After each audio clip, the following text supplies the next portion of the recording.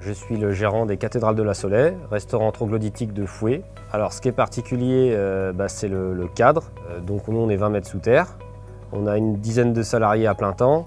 On est en local, petite commune de Douai-la-Fontaine, donc on n'a pas le choix. On est obligé de faire attention à notre image et puis de faire attention aux gens qui nous entourent parce que moi en turnover j'en ai quasiment pas, quoi.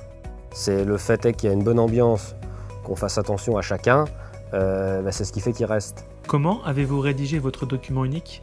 Moi j'ai utilisé un support qui était déjà rédigé par le syndicat de la restauration, qui est bien adapté.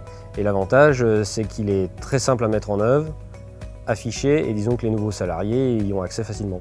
J'ai travaillé sur tous les postes et j'ai essayé de les optimiser. Et déjà le truc de base au moment de l'envoi du service, s'il n'y a pas de marche en avant, c'est foutu.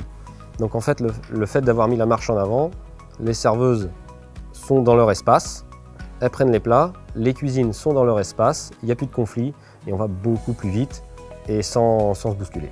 Avez-vous d'autres exemples? Déjà, ça m'a permis de m'organiser. Parce que quand je suis arrivé, un site troglodytique gigantesque, je ne fournis pas.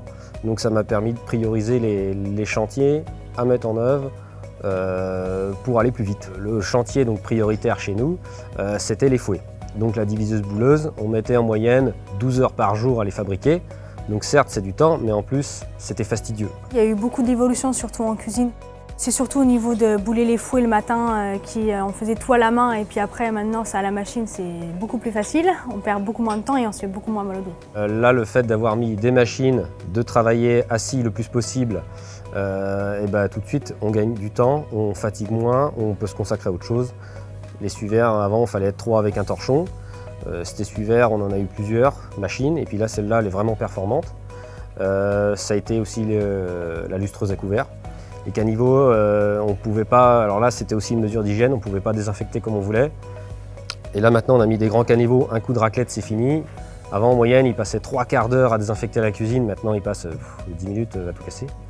Donc, c'est plein de petites choses pour leur faciliter le quotidien. Et du coup, derrière, ça nous permet de faire autre chose. Que diriez-vous à un chef d'entreprise qui pense que cela est inutile? Déjà, d'une, s'il a du mal à recruter, faut qu'il regarde l'inverse.